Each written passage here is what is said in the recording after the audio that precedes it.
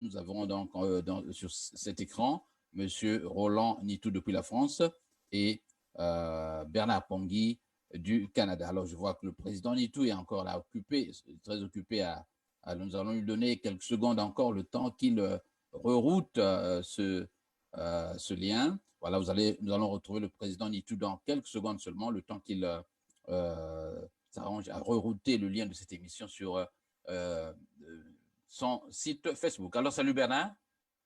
Bonjour Dinovis, comment vas-tu? Ben, ça va bien. Alors, Bernard qui nous arrive donc à 10h47 minutes, quelques minutes de retard dû à des réglages purement techniques. Nous parlons de solidarité plus Bernard Pongui. Je venais d'afficher cette émission il y a quelques instants. Nous parlons donc de la solidarité avec le cas Roland Lévy Nitou. Vous avez dû organiser une quête donc solidarité dans le but d'aider à notre ami Roger Roland Nitou à faire face aux problèmes du tribunal notamment. Alors, vous venez donc pour faire la transparence sur cette quête, donc parler directement à ceux qui ont contribué pour leur dire que cet argent est arrivé à bon port.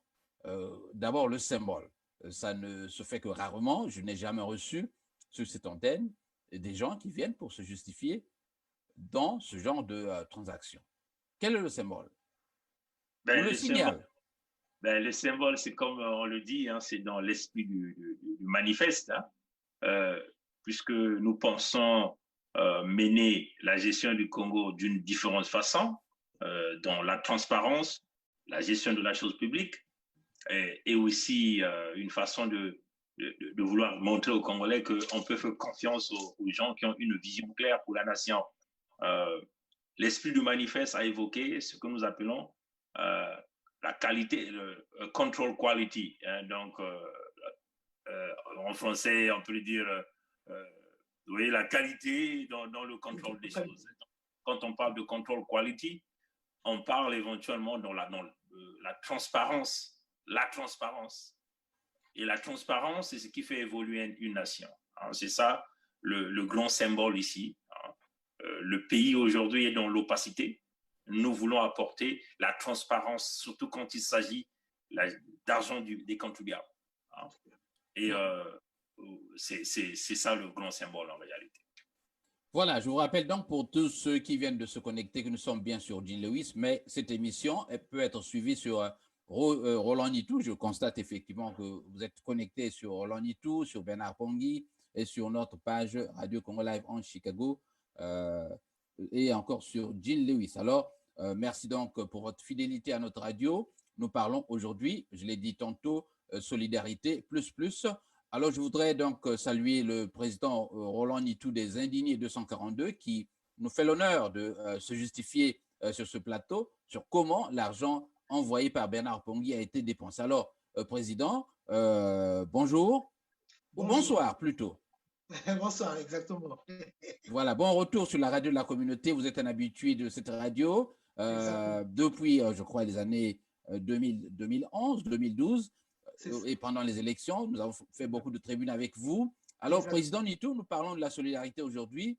D'abord, voulez-vous nous rappeler le contexte? Pourquoi Bernard Pongui avait-il été amené à initier une quête pour vous aider? Voilà. En premier lieu, d'abord, je voulais d'abord te remercier, mon frère Jean Lewis, hein, pour tout le travail. En tout cas, félicitations.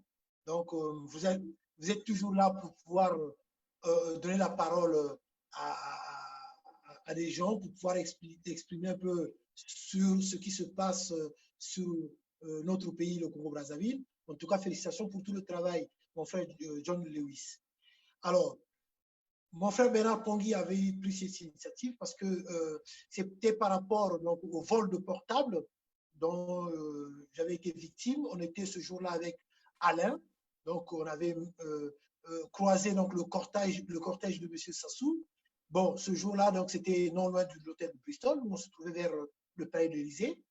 Et M. Sassou avait fait appel à ses cobras. Donc, ces cobras, donc, qui étaient au nombre de 3 ou 4.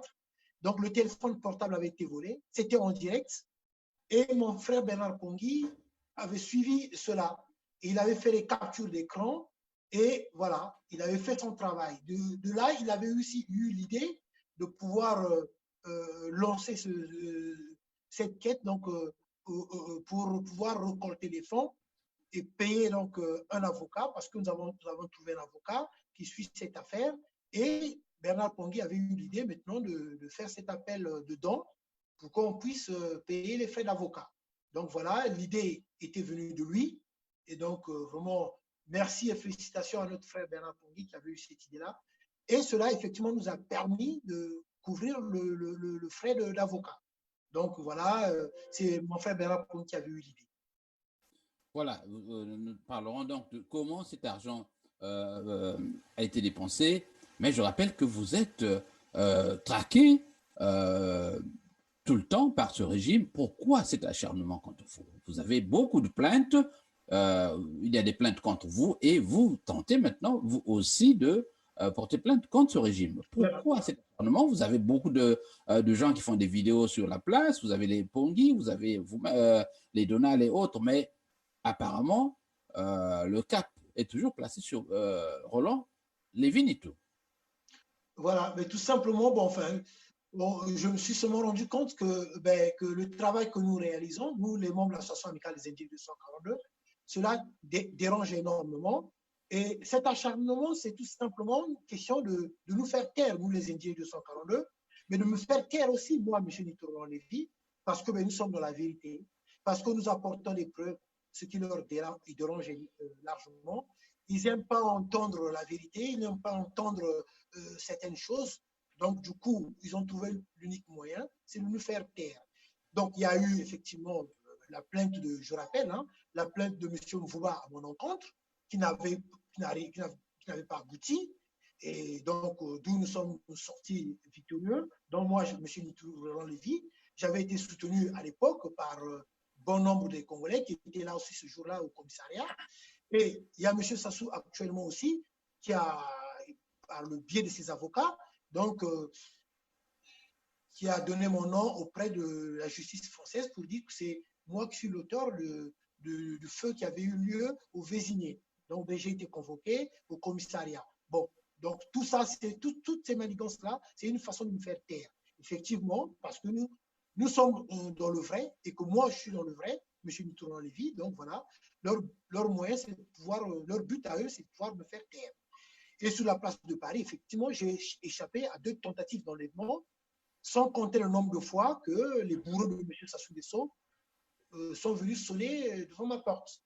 Donc voilà, je suis souvent victime effectivement des attaques de M. Sassou par ses bourreaux, par les cobras qui sont sur la place de Paris. Voilà, nous allons maintenant passer à la comptabilité avec vous, Bernard Pongui. Vous allez donc nous parler des différents transferts que vous avez réalisés. Nous avons un premier transfert ici, exchange rate, d'un montant de $900, c'est cela? Oui, c'est cela, Dinois. Bon, tout d'abord, il faut qu'on passe à expliquer à tous les donateurs et le peuple congolais qui ont suivi notre action. Ils doivent d'abord savoir que la lutte demande la solidarité, la lutte demande l'entraide, la lutte demande la confiance. Et cette confiance que les donateurs ont eu à me faire, je tiens à apprécier ça. Et cette confiance aussi, c'est une façon de me donner une certaine responsabilité pour gérer les fonds qu'ils ont donnés. Et deuxièmement, la solidarité, c'est éventuellement ce que nous sommes en train de faire avec le cas, par exemple, Isidore Ayatonga. On a eu cette solidarité, le peuple a pensé, les amis ont pensé au frère Ayatonga quand il a eu des problèmes de poursuite judiciaire. Et cette solidarité, on l'a aussi vu, le peuple congolais venait de le faire auprès du frère Roland Nittou, par le biais de la cagnotte que j'avais lancée en ligne. L'entraide, c'est éventuellement une façon, comme on le dit en termes chimiques, des liaisons qui nous lient dans la lutte.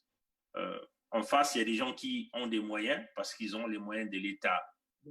Et de notre côté, on n'a pas assez des grands moyens. Mais cette petite solidarité, cette petite entraide qu'on emmène auprès de nous, ça encourage à ceux qui sont sur la ligne de front de continuer à mener des grandes actions. Donc, je tiens solennellement à remercier tous ceux qui nous ont soutenus, les donateurs, parce que d'une manière générale, nous avons eu 33 donateurs. Nous avons donc eu 33 donateurs qui ont pensé à nous assister dans ce projet. Et sur ça, nous avons pu collecter. Alors, je vois qu'il y a des interférences d'appel. Est-ce que vous m'entendez? Oui, allez-y. Oui. Voilà. Donc, il y a eu 33 donateurs. On tient à les remercier et nous tenons aussi à encourager ceux qui auront la volonté de contribuer la prochaine fois. Nous avons donc l'objectif était ici de pouvoir collecter une affaire de 6 000 dollars, à peu près autour de 3 700 ou 4 000 euros, pour pouvoir aider le président Roland et les indigènes 242 à aller vers le paiement des frais d'avocat. Mais nous avons pu collecter 1892 dollars canadiens. Donc, sur les 1892, comme ça fonctionne sur Facebook, il y a des frais que Facebook retire, ce que nous appelons ici les frais de la cagnotte, qui est estimé autour de 20 dollars et 91. Et ces frais varient en fonction du montant collecté. Donc, si, Louis, si tu peux nous basculer le fichier là où on a écrit account details, je crois que c'est ça. Attendez. Voilà. Account details. Account details. Voilà, c'est ça. Non, pas celui-là. Ça, c'est le transfert. Mais il y a un autre fichier qui est là qu'on appelle account details. Il y en avait 4. Oh, this is it. Hold on. Pas ça. Let me see here. I think it's this. Ceci?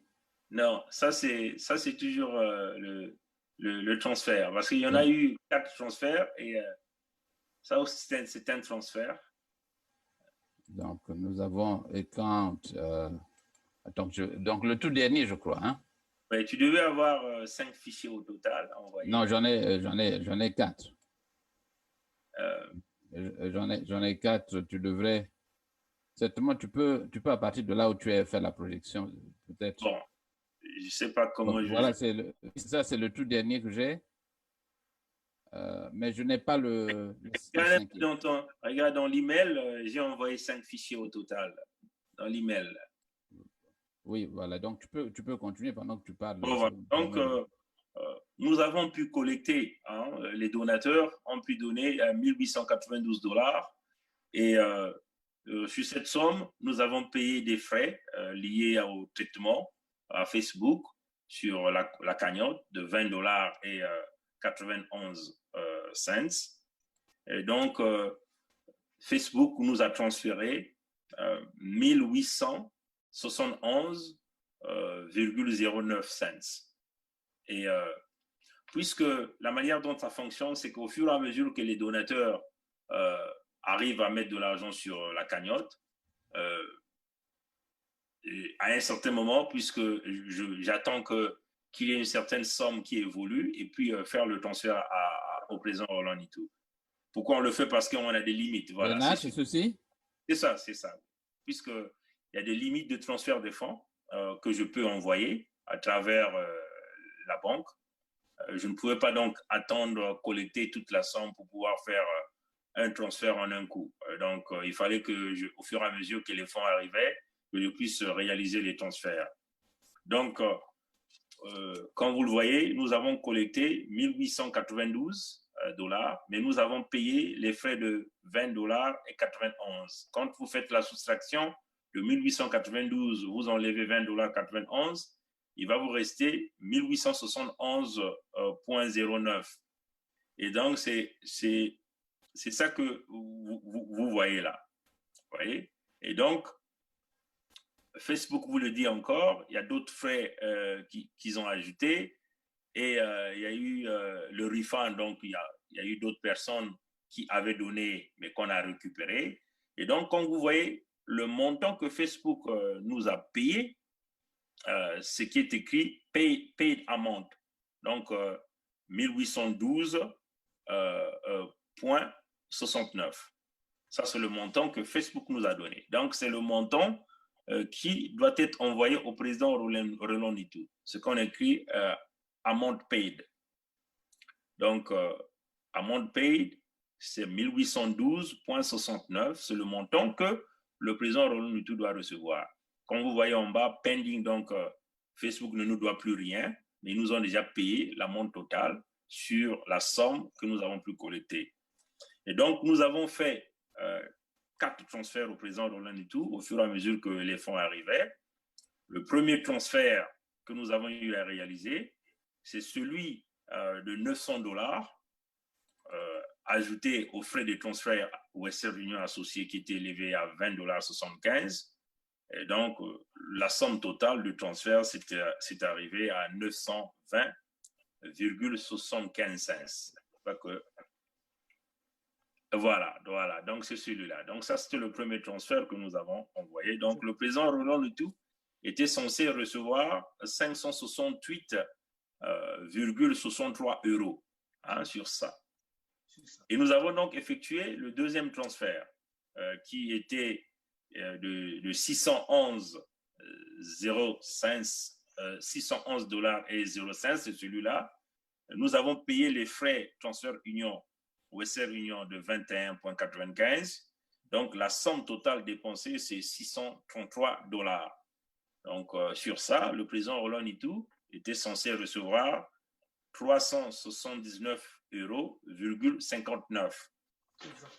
Et puis, nous avons effectué le troisième transfert qui était de 219,41 $. Nous avons payé les frais de $7,19 et le montant total de cette dépense, incluant les frais, c'est 226,60 $. Le président Roland Itou était censé recevoir 131,40 €. Et attendez, le quatrième. Attendez un instant, vous parlez du troisième. Hein? Le troisième, c'est le transfert numéro 3. C'est celui-ci? Voilà, donc c'est 260 au total. Et donc, le président Roland Itou était censé recevoir 131,41 €. Et le quatrième, c'est un transfert de 28 €. Donc, la toute dernière somme déposée dans le compte avant la fermeture du compte, la somme envoyée, c'est 28 €. Nous avons payé les frais de 5,25 cents. Donc, la somme totale, incluant les frais, c'est 33,25 $. Et le président Roland Itou est censé recevoir 17,19 €. Donc, quand vous faites toute cette somme-là, vous allez voir que la somme totale envoyée au président Roland Itou, incluant les frais, ça nous donne à 1813,6, ce qui est légèrement au-dessus de la somme versée par Western Union, versée par Facebook. Pourquoi? Parce qu'il fallait que j'ajoute quelques cents là pour faire une balance. Donc, si tu vois que la somme que j'ai reçue à Facebook et la somme que j'ai envoyée, il y a une petite légèreté supérieure à quelques cents, juste pour des calculs bancaires. Bon, il faut aussi signaler que après cela, quand on a fermé cette cagnotte, il y a une sœur des États-Unis qui a aussi transféré 168 €, président. Oui, c'est ça. 168 ou 118 € comme ça. Comme ça. Voilà, donc ça c'était... C'était après la fermeture. Après la fermeture. C'est la mission des États-Unis. Voilà, donc elle m'a contacté, elle me dit, je vais t'envoyer ça. Je lui dis non, j'ai déjà clôturé la cagnotte, il faut faire le transfert directement au nom du président Roland Itou et tu nous envoies simplement les reçus. Et donc ça a été fait, et donc on a basculé les reçus. Le président Roland Itou est allé collecter aussi ses 178 €, je crois, un truc pareil. Voilà. Donc, voilà, c'est une traçabilité claire. La somme que nous avons reçue par Facebook à travers cette cagnotte et la somme a été transférée en toute intégrité auprès du receveur qui était ici, le président Roland Itou. Donc, on peut dire ici aux donateurs que merci pour ce que vous avez fait et toutes les sommes que vous avez données ont été transférées au destinataire final comme ça avait été prévu. Exactement. Voilà, merci Bernard Pongui pour ce point. Maintenant, nous allons passer au président Itou pour nous dire comment cet argent a été dépensé. D'accord, ok. En tout cas, un grand merci à tous les donateurs. Un grand merci aussi à ceux qui n'ont pas pu envoyer quelque chose, mais qui avaient vraiment, qui avaient cela aussi dans leur cœur, qui avaient ces pensées aussi dans ce sens-là, toujours pouvoir aider, même ceux-là qui nous ont toujours soutenus spirituellement. Donc voilà, ces fonds sont bel et bien là, mais quand ces fonds sont arrivés, c'est que pendant les périodes de confinement, donc ce qui fait que l'avocat à son cabinet actuellement, il n'est pas là, il ne travaille pas, mais il nous a donné rendez-vous après le déconfinement. Donc, déjà, une partie qui avait été versée au moment de constituer déjà le dossier, et donc la somme restante de ce qu'on doit lui verser, c'est sur donc, les 350 € parce qu'on avait déjà donné un acompte. Donc, avec tout ce qui a été collecté, donc l'avocat, par rapport à la constitution du dossier, donc les sommes versées sont tellement suffisantes pour pouvoir régler les frais d'avocat. Donc là, avec le déconfinement, c'est l'avocat qui va nous fixer un rendez-vous, comme il n'a pas travaillé avec tout ce qui se passait avec le confinement. Donc, il nous a fait comprendre, c'est en ce période de déconfinement qu'il va nous fixer rendez-vous pour aller maintenant à son cabinet, pour verser la somme restante, mais ce qui a été cotisé est vraiment largement au-dessus de ce que l'avocat nous avait demandé. Donc, là, pendant le période de déconfinement, l'avocat nous va fixer un rendez-vous, on ira encore à son cabinet, nous, les membres de l'association amicale des indigés, pour donner le dernier versement, tout ce qui reste à verser, et de là, nous allons aussi communiquer ce que l'avocat va nous donner comme nouvelle sur son travail qu'il avait déjà commencé. Alors, donc, pour ça aussi, je continue, je dis seulement aussi merci à ceux vraiment qui nous soutiennent aussi moralement, spirituellement. En tout cas, merci au travail de mon frère Bernard Pongui, lui qui avait eu l'idée, lui qui avait initié cette cagnotte. En tout cas, un grand merci, parce qu'à travers cette cagnotte, là, ça nous a beaucoup aidé, nous, les membres de l'association amicale des indigés. Preuve en est que, contrairement à la facture de l'avocat, nous sommes vraiment au-dessus de ce que l'avocat nous avait demandé. En tout cas, merci beaucoup à Bernard Pongui et merci beaucoup aux donateurs. Merci à ceux aussi qui n'ont pas pu donner quelque chose, mais qui nous portent dans nos cœurs, ceux qui nous portent dans nos cœurs. En tout cas, merci. Donc voilà, c'est après le déconfinement, c'est l'avocat qui va nous fixer le jour du rendez-vous, comme cela a été dit. Alors, Président Itou, question de curiosité, quand on regarde vos vidéos, notamment sur Facebook et YouTube, j'ai comme l'impression que ces contributions sont largement en deçà de ce qu'on aurait dû espérer. Qui peut répondre? Est-ce que c'est Bernard ou Nitou lui-même? Je peux répondre à ça. Je peux répondre. Le président Roland Nitou peut compléter. Oui. Jean Lewis, je crois que je l'ai déjà mentionné lorsque on avait fait une première cagnotte pour essayer d'aider le frère Ayatonga sur ses frais d'avocat. Si vous essayez de regarder les abonnés déjà de nos comptes au niveau YouTube ou Facebook, vous allez vous rendre compte que c'est énorme, c'est autour de 9 000, 10 000. Hein, on dépasse même ces normes-là. Bon, tous ceux qui nous suivent, tous ceux qui viennent écrire des petits mots dans les messages vidéo de la résistance que nous sommes en train de mener.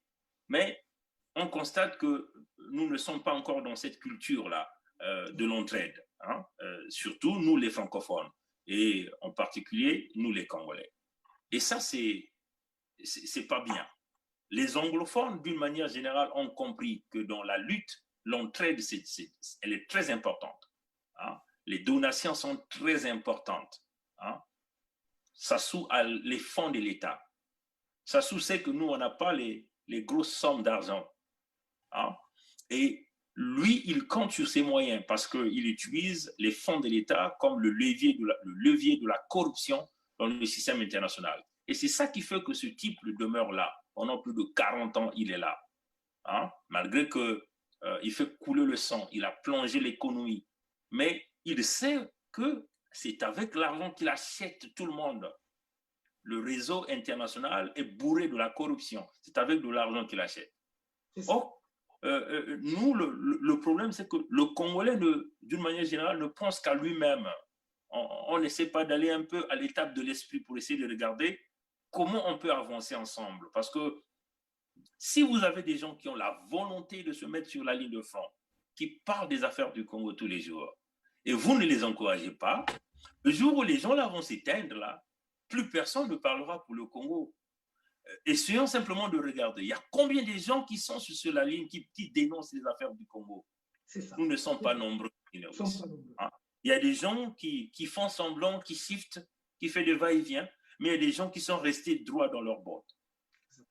Et je profite pour cette occasion pour lancer un grand appel aux grands donateurs internationaux.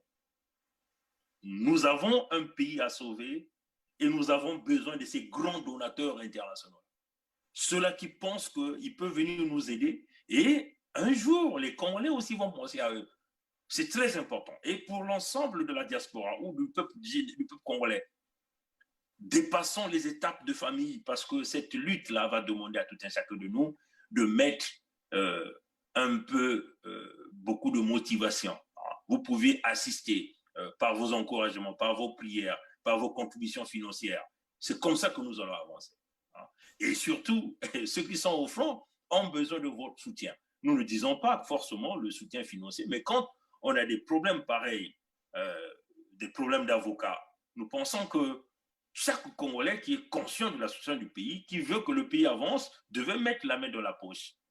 Vous voyez que nous avons fixé l'objectif à 6 000, on n'a même pas pu collecter 2 000 $ à Jean Lewis.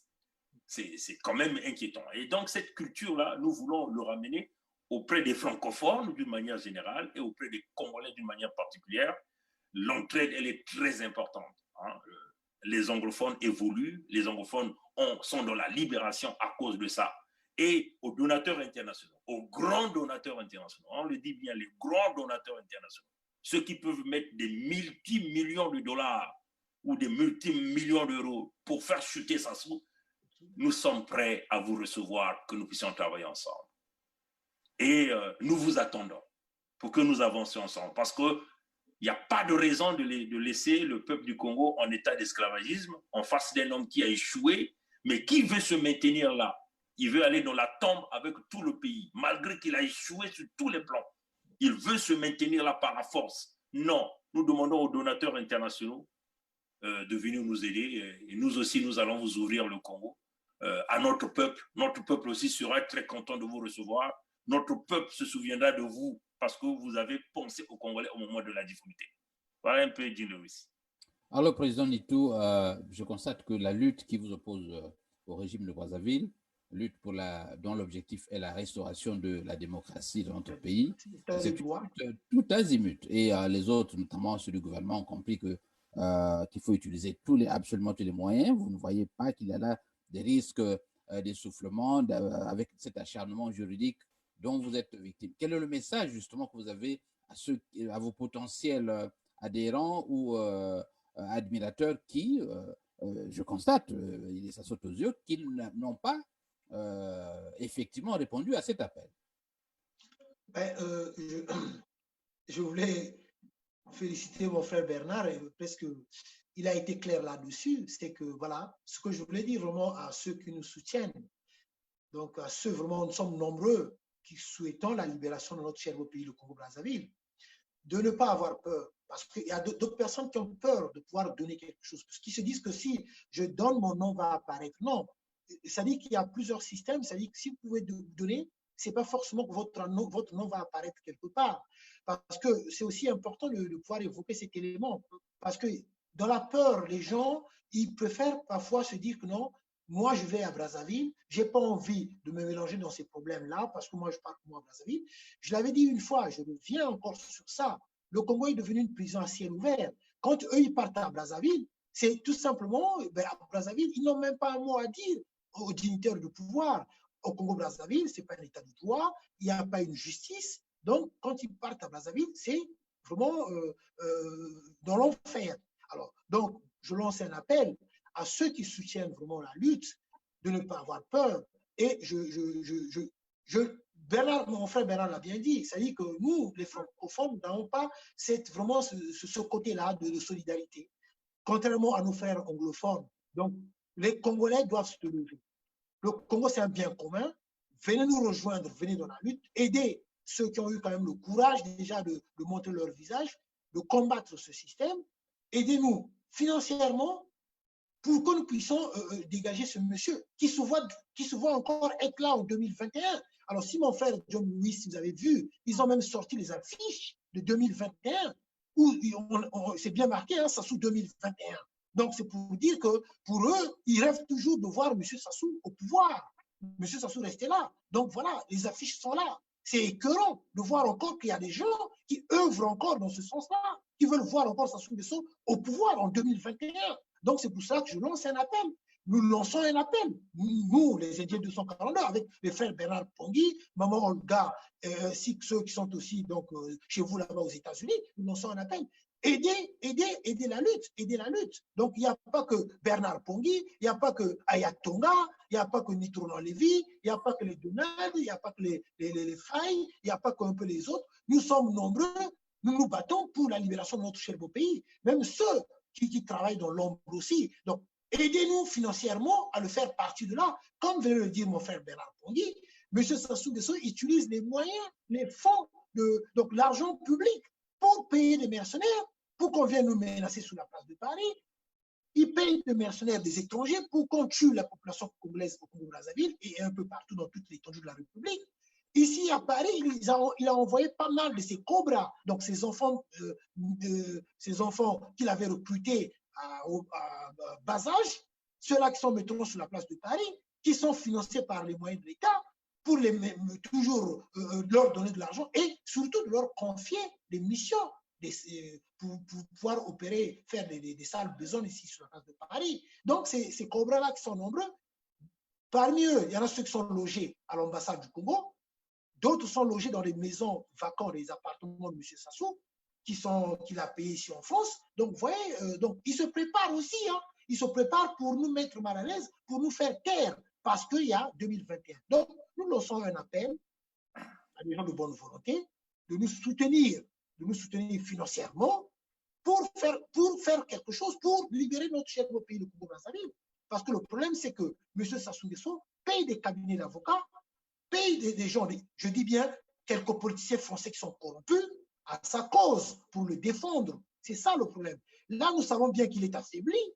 Comme il est affaibli, c'est là, nous devons aussi nous donner encore un coup de rein pour vraiment le faire partir définitivement. Mais il est déjà parti, puisqu'il n'a plus de soutien. Il n'a plus de soutien. Comme il n'a plus de soutien, pour lui, tout ce qu'il souhaite, c'est par la force. Et il a toujours appliqué la force.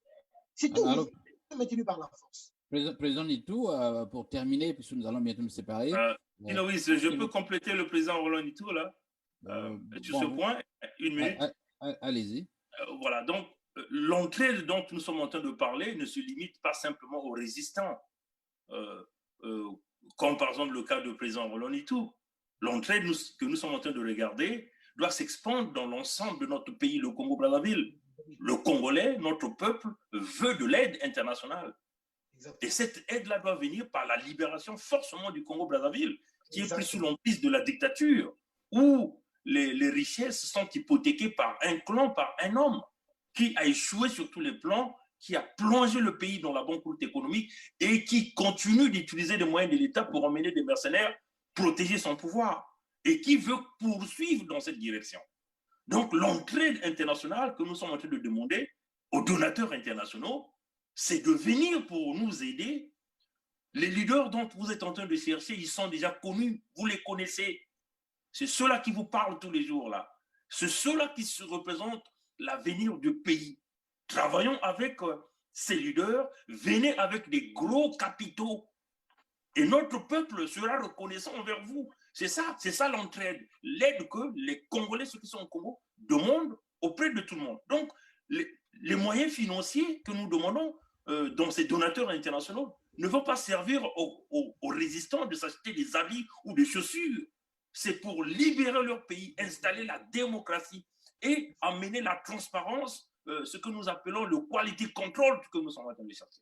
Voilà un peu ce que je tenais à compléter l'idée du frère Roland Nitou. Je reviendrai sur vous, Bernard Pongui, dans quelques minutes. Alors, Président Nitou, nous allons bientôt nous séparer, car cette émission avait pour but de faire le point, justement, de cet argent. Président Nitou, s'agissant de votre récente actualité, notamment de vos toutes dernières sorties, vous parliez, vous répondiez à une plainte du régime, mais vous en avez profité pour d'abord annoncer le départ imminent de Denis Sassou Nguesso, mais plus important, vous dites que vous avez la caution morale des militaires. Est-ce que vous pouvez, pour la gouverne de nos auditeurs, nous préciser tout cela? La caution des militaires, je n'ai pas bien entendu. En fait. Des militaires, caution morale des militaires. Donc, exactement, oui, caution morale des militaires, oui, effectivement, parce que je crois que j'avais fait 2 vidéos sur ça. Oui, effectivement, il y a des militaires qui nous soutiennent, j'ai dit des vrais militaires qui sont offusqués de voir que M. Sassou a fait appel à des Centrafricains qui portent l'uniforme de l'armée nationale, à des Tchadiens aussi, dont des mercenaires comme mon frère Bernard Pongui venait de parler. Donc, ces militaires, ces vrais militaires, qui avaient juré de respecter, l'uniforme et qui trouvent que ce n'est pas normal qu'aujourd'hui, au Congo-Brazzaville,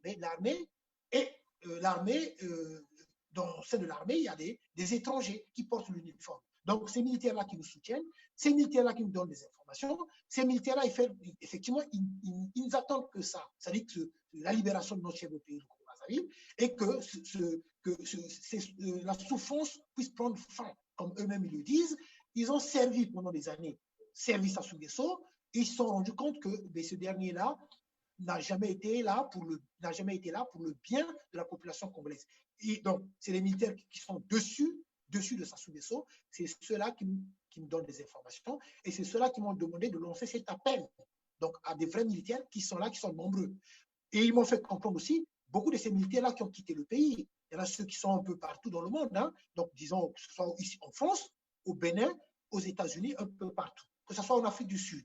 Donc, ces militaires-là m'ont demandé de lancer un appel dans ce sens-là et surtout de faire comprendre à Sassou Nguesso qu'ils ne peuvent plus le soutenir, ils ne peuvent plus être derrière Sassou, puisque pour eux, il a trahi la nation congolaise.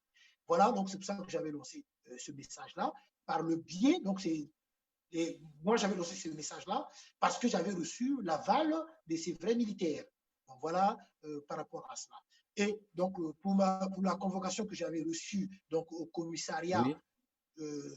Sur le fait que M. Sassou Nguesso, donc au Véginé, il y avait des voitures qui avaient brûlé là-bas. C'est tout simplement parce que les policiers, quand j'ai été reçu, alors c'était à Versailles, au commissariat de Versailles, ils ont été clairs envers moi, ils ont dit ouvertement que le cabinet de M. Sassou, donc ils nous ont dit c'est M. Nitou. Donc, dans nos enquêtes, le nom qui revenait sans cesse, c'est le nom de M. Nitou. Et comme eux, il faut comprendre aussi, avant M. Nitou, avant de vous convoquer, nous avons pris notre temps de mener des enquêtes, de regarder, et nous nous sommes rendus compte que vous avez échappé à 2 tentatives d'enlèvement, vous avez été visité à plusieurs reprises, vous avez eu des attaques. Voilà, expliquez-nous qu'est-ce que vous en savez par rapport à cela. Donc, moi, j'ai été clair, c'était la date du 15 mars. La date du 15 mars, je l'ai dit à la police, j'étais chez moi. Comme ils m'ont fait comprendre qu'ils ont des empreintes ou des choses comme ça, je les ai posé la question, ces empreintes-là, est-ce que vous avez vu les empreintes de M. Nitou? Non. Et j'ai fait comprendre aussi à la police, ce ne sont pas des méthodes de l'association, des membres de l'association amicale des Indiens 242.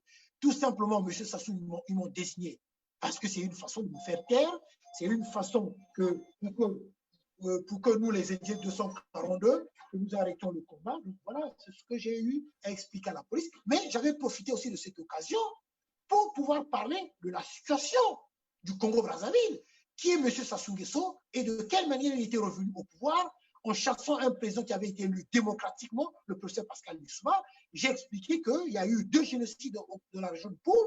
J'ai expliqué qu'il y a des prisonniers politiques au Congo-Brazzaville. Donc, j'avais parlé ce qui concerne les crimes de sang et les crimes économiques. Donc, j'avais expliqué aux policiers qui était réellement M. Sassou Nguesso. J'avais apporté certaines informations qu'eux, ils n'avaient pas en leur possession. Et j'avais donné aussi les documents nécessaires à la police. Donc, voilà ce qui s'est passé, excusez-moi. Voilà ce que j'ai pu dire ce jour-là quand j'étais parti au commissariat. Voilà un peu ce que je voulais dire pour l'information. Voilà, j'espère que tous ceux qui nous suivent sont fixés sur... et la suite, vous avez des plaintes pendantes de votre côté. Bon, vous attaquez aussi, vous contre-attaquez. Est-ce que vous pouvez nous faire une projection de vous attendez comme plainte? Est-ce qu'il y a des dates à retenir? Puisqu'éventuellement, vous allez demander à votre base de vous soutenir davantage. Un mot, quelques secondes sur toutes ces plaintes. Voilà. Alors, donc, au total, il y a deux plaintes. Enfin, au total, il y a deux plaintes. Il y a deux plaintes. Effectivement, donc, il y a deux plaintes. Et c'est la question que j'avais posée le jour où je suis parti au commissariat auprès de la police en leur disant, mais comment ça se fait que mes plaintes n'avancent pas si vite? Donc, ils m'ont fait comprendre qu'ils sont au courant de tout. Et ils m'ont dit, monsieur Nitou, ne vous en faites pas, ne vous inquiétez pas. Nous sommes bien au courant. Donc, vos plaintes sont là. Nous travaillons sur ça. Alors, donc, c'est des plaintes. Donc, il y a des avocats qui sont là, qui sont chargés de ça. Donc, l'avocat, par exemple, qui suit la plainte de l'attaque tout dernièrement, où on avait volé le portable. Donc, ça aussi, ça avance. Voilà,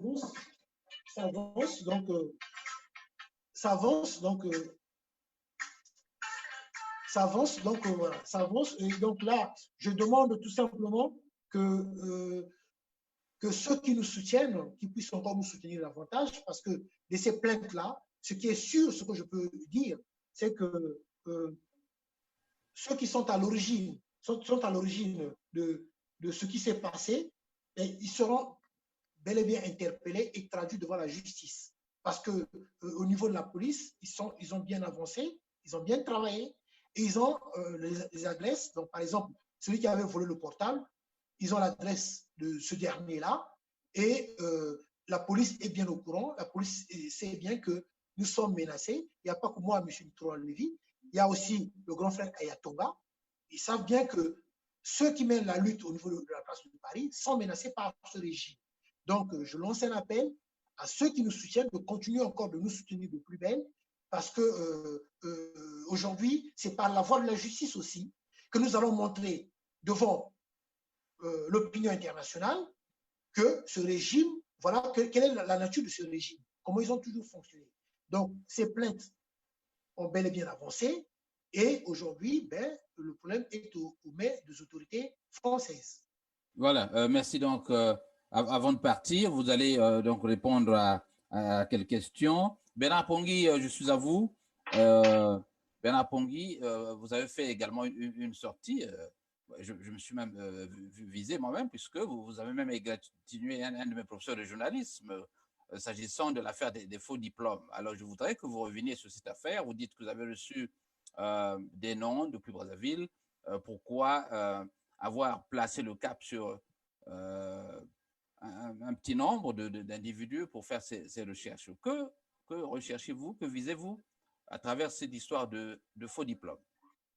Bon, premièrement, il faut savoir que nombreux travaillent dans le régime Sassou, travaillent avec des faux diplômes. C'est-à-dire que c'est des gens qui sont payés avec les fonds du contribuable. Hein? Ça, c'est déjà la première des choses.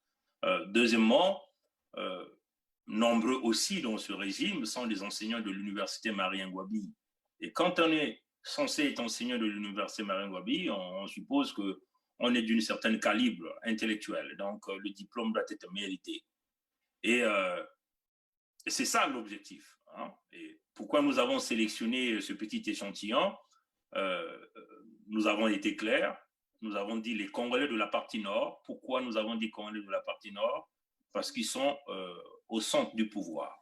Hein? Ils contrôlent le pouvoir. Et deuxièmement, nous avons sélectionné d'abord la Russie parce que nous avons maîtrisé un peu la base de données pour aller chercher des informations en ce qui concerne l'authentification de ces diplômes. Et certains noms ont été donnés, éventuellement à travers ces deux critères, Congolais de la partie nord, et puis ayant fait des études en Russie, et nous sommes rentrés par le système de certains étudiants de l'université Marangwabi qui nous ont donné un certain nombre de noms. Nous, on ne connaissait pas les noms de certains individus, mais le cas de Ikemi Serge, nous avons voulu faire ce travail parce qu'il était candidat à la mairie de Brazzaville.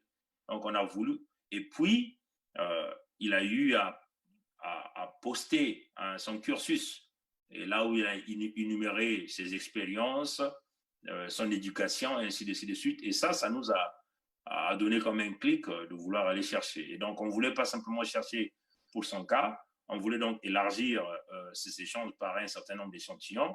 Et on a quelques étudiants de l'université Marangwabi qui nous ont donné les noms de leurs enseignants qui ont étudié en Russie. Bernard, on a dit que vous avez mis le feu sur Ikemi parce qu'il était effectivement candidat à cette élection. C'est cela? C'est ce qu'on dit. Il était candidat à cette élection et puis c'est un membre du régime. Donc, c'est un parent direct de Sassou. Donc, on voulait savoir l'entourage de Sassou. Hein, ça vous donne déjà tous les projets économiques, émergence 2025, chemin d'avenir. Ce sont des projets qui ont été bâtis par des économistes qui ont des faux diplômes. Hein, c'est ça la vérité du ministre.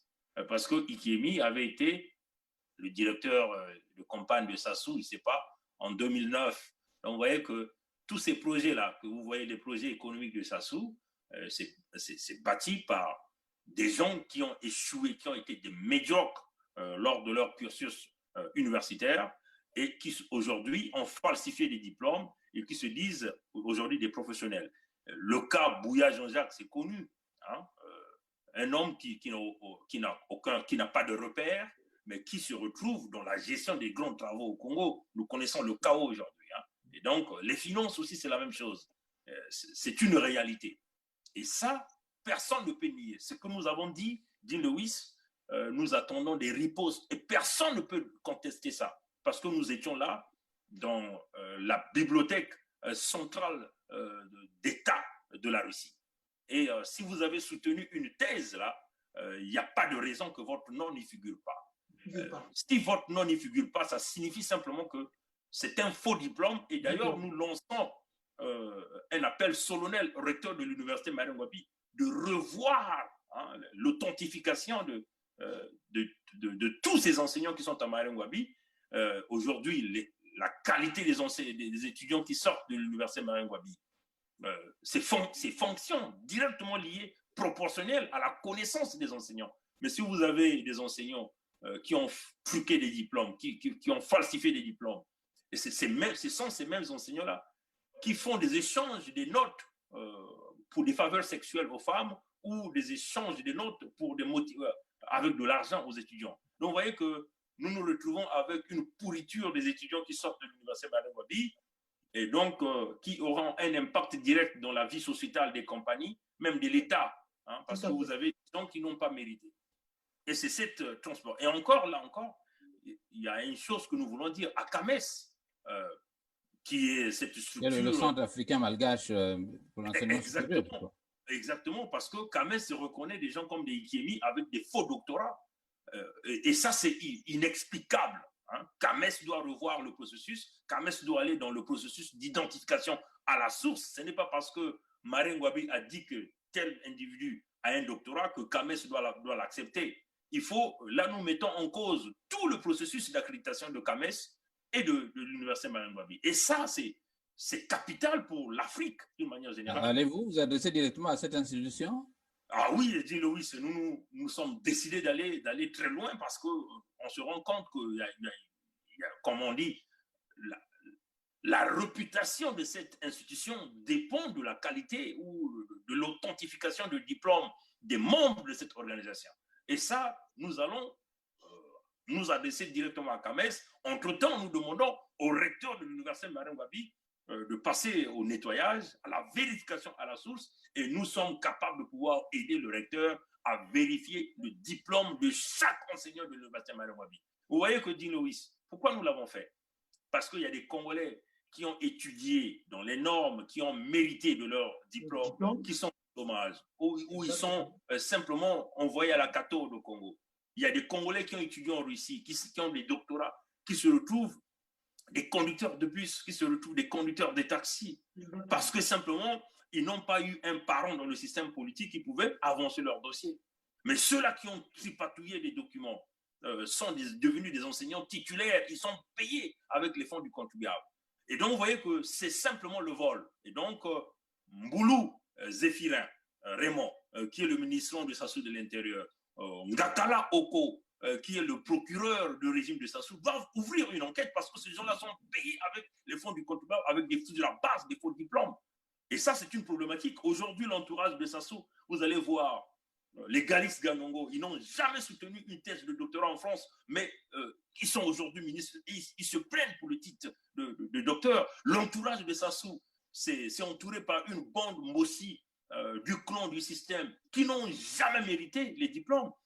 Et ils sont là. Et voilà pourquoi le pays est... Non, il faut dire que certains, vous n'allez pas généraliser la chose, je ne vais pas vous laisser dire. Bon, dis Loïs, nous avons étudié le cas de Kaposo, qui est ministre de Sassou, des affaires étrangères et des Congolais de l'étranger. Lui qui nous parlait qu'il avait 2 doctorats, un en Russie et un à la Sorbonne, mais celui de la Russie, nous avons démontré qu'il n'a jamais soutenu une thèse de doctorat en Russie. Est-ce que celui de la Sorbonne est une vérité? Nous mettons ça aussi en cause, mais ça serait la deuxième phase de notre investigation pour démanteler tout ça, Loïs. Voilà, merci Bernard Pongui pour ces précisions. J'ai vu que Nitou, vous étiez en train de l'écouter religieusement. Vous voulez... voilà, il a totalement raison, mon frère Bernard. Il y a des gens qui n'ont pas apprécié son discours, mais moi, je le soutiens, il a totalement raison. Parce qu'aujourd'hui, c'est quoi? Moi, je l'ai toujours dit, une façon de dire, Sassou Nguesso nous a fabriqué des cadres en carton. Des cadres en carton. C'est pour ça que le Congo est arrivé à ce stade-là. Comment peut-on accepter que, par exemple, au CHU de Brazzaville, on a pu retrouver des vétérinaires. On a pu retrouver des vétérinaires. Mais c'est quand même grave. C'est vraiment grave qu'on a retrouvé des vétérinaires. Mais parce que tout simplement, voilà, le Congo fonctionne comme ça depuis tant d'années, parce qu'on est parent d'un tel, donc on est pistonné. Et ce qu'il a dit là aussi, Bernard, c'est très touchant. Parce qu'aujourd'hui, pour les Congolais qui ont vraiment obtenu leur diplôme, pour ceux qui ont fait leurs études, ils se retrouvent aujourd'hui taximens. Ils se retrouvent maintenant à vendre dans les marchés. Mais aujourd'hui, tout ce que nous voyons, c'est des gens qui occupent des postes au Congo-Brazzaville qui n'ont pas de diplôme. Et c'est vraiment triste. Voilà, c'est pour ça que le Congo est arrivé à ce stade-là. Le Cap Bouya, effectivement, le Cap Bouya doit nous servir d'exemple. Le Cap Bouya, le résultat, nous les connaissons. Voilà ce que nous voyons au Congo-Brazzaville. Donc, la corniche, par exemple, quelque chose qu'on a construit même pas 3 ans, 4 ans, voilà le résultat. Tout simplement parce que c'est des incompétents. Voilà ce que Président Roland, il faut savoir qu'il y a ce que nous appelons autour de Sassou le complexe d'infériorité. Donc, Sassou se dit qu'il y a tellement des cadres peut-être qui ressortent de la partie sud. Donc, moi, je vais amener un certain équilibre, une certaine balance avec les cadres du Nord. Et donc, il a en face de lui des gens qui ont tripatouillé des diplômes, mais qui sont aujourd'hui considérés comme les cadres du clan, parce qu'ils font partie de la famille. Regardez encore un autre complexe. Toutes les fois qu'il y a des bourses, par exemple des études, on va simplement aller chercher dans le clan, dans la partie de la famille. Et ça, c'est archaïque parce que tous ces gens-là qu'on va chercher dans la famille, ils ne méritent même pas là où les études, ils sont dans l'échec total. Ils sont dans la médiocrité. Donc, c'est une problématique que nous, on dénonce avec la plus grande énergie. Et sur ça, les gens peuvent nous critiquer comme ils peuvent, mais en tout cas, la vérité est là. Nous leur donnons au challenge qui nous démontre que tout ce que nous avons dit était faux. Qui nous démontre ça. Voilà, avant de partir, nous avons pratiquement oublié les auditeurs. Vous avez Nitou, vous allez répondre à M. Batantou. Qu'attendent ces vrais militaires pour passer à l'action s'ils sont vraiment dans la lutte? Une très bonne question, mais mon frère Batantou, ces vrais militaires déjà, bon, moi, on ne me donne pas un peu plus de détails, mais ces vrais militaires, effectivement, peut-être qu'au moment venu, effectivement, ils vont rentrer dans l'action. Ils vont peut-être faire quelque chose pour libérer le pays. Mais il faut comprendre une chose. Sassou Nguesso a tout fait pour s'écarter des vrais militaires. C'est d'où il a recruté pas mal de mercenaires. En gros, donc le dernier cercle, le dernier carré de Sassou Nguesso, quand on regarde bien, c'est ses membres de sa famille. Donc les vrais militaires, peut-être, je dis seulement, peut-être que pour l'instant, ils n'ont pas assez de moyens pour pouvoir passer à l'action. Mais ce qui est vrai, ces militaires-là, mais ils portent plus Sassou Nguesso dans leur cœur. Ils sont tellement dessus sur plusieurs points. Dessus sur plusieurs points parce que, je dis bien, c'est les militaires qui l'ont même soutenu pendant 1997 pour que Sassou Nguesso revienne au pouvoir. Ils croyaient en Sassou Nguesso en 1997, mais ils sont dessus parce que, effectivement, ils se sont rendus compte que ce dernier-là, il s'est entouré des gens qui n'étaient même pas là en 1997. Donc, d'où j'avais pris l'exemple sur le cas, par exemple, de Willy Etoka, de Lucien Ebata. Donc, pour ces militaires-là, pour eux, quand ils se sont battus en 1997, pour que Sassou Nguesso revienne au pouvoir, de Willy Etoka, de Lucien Ebata, tout ce monde-là qui entoure actuellement Sassou Nguesso, ils n'étaient pas là. Donc, leur frustration aussi part de là. Mais surtout, c'est sur l'état du pays. Sur l'état du pays. Donc, peut-être au moment venu, d'un bon matin, peut-être qu'on sera surpris qu'il va y avoir un changement au Congo-Brazzaville. Voilà, oui. Dis Louis, moi je vais saisir de cette opportunité pour lancer. Pendant que vous répondez, j'ai une autre question pour vous. Vous allez donc enchaîner, Bernard Pongui, et ce sera la fin. Donc, M. Batantou avait une autre question. Alors, pourquoi faire appel aux Occidentaux et non aux Africains pour renverser ce système? Bon, ça c'est une très belle question. Nous n'avons pas dit ici que nous faisons appel aux Occidentaux, nous faisons appel aux donateurs internationaux. Donc, quand on parle de donateurs internationaux, il peut être africain, il peut être européen, il peut être asiatique, voilà. Nous avons besoin des gros capitaux. S'il y a des Africains qui peuvent venir nous aider, ça serait la bienvenue, c'est clair. Là. Donc, vous voyez, dit Louis, nous on est direct, on répond clairement aux questions. On dit donateurs internationaux. Il y a des Africains, tout le monde est là. Et vous êtes la bienvenue. Et nous avons solennellement besoin de vos capitaux. Et nous le voulons avant la fin de cette année. C'est ça la réalité. C'est comme ce que tu venais de dire, mon frère Bernard. Je voulais compléter Bernard en disant, aidez-nous à libérer le Congo. Au moment venu, nous serons aussi reconnaissants envers ceux qui vont nous aider à libérer le Congo-Brazzaville. Donc, ça veut dire que nous attendons l'aide de toutes parts pour pouvoir libérer le Congo-Brazzaville, parce que le peuple congolais, ceux qui sont au Congo-Brazzaville, vraiment, au Congo-Brazzaville, personne ne peut se lever pour critiquer ce régime. Personne. Nous qui avons la chance d'être à l'extérieur, nous pouvons le faire. Donc, nous avons besoin de votre aide pour libérer le Congo-Brazzaville. Et au moment venu, nous serons très reconnaissants. Exactement. Et je termine par un message très important à tous les militaires qui sont encore alliés à Sassou. C'est un appel solennel que nous vous lançons. Vous le savez que économiquement, le Congo est par terre. Peut-être que vous ne voyez pas encore le pire. Les économistes internationaux ont déjà prédit la récession économique et nous pouvons même rentrer dans une régression économique. Hier, le baril de pétrole était à $35, mais ça shift entre 25 et 35. Donc, vous n'êtes même pas à $60. En plus, les quantités de barils du Congo ont été bradées. Donc, il y a des grands traders qui sont là, qui attendent de récupérer la part du pétrole du Congo. Sassou essaie de jouer avec la manigance, comme le tout dernier cargo qui venait de vendre en catimini. Mais là, les traders internationaux, Glencore, Trafigura, ont ouvert grandement les yeux pour récupérer toute goutte de la part du pétrole du Congo qui est là. Vous voyez que l'argent que Sassou a volé est en train de réduire, de baisser. Les réserves se baissent. Les 14 000 milliards, une grande partie est bloquée dans des paradis fiscaux que jamais il va encore récupérer. Vous voyez que, chers militaires congolais, aussi vous devez regarder l'avenir de vos enfants. Que tu sois membre de la famille de Sassou Nguesso ou un parent du clan, regarde le futur de tes enfants dans ce pays après la mort de Sassou. Donc, nous n'avons pas le choix. Vous avez porté l'uniforme pour le Congo. Vous servez le drapeau du Congo, vous ne servez pas le drapeau du clan.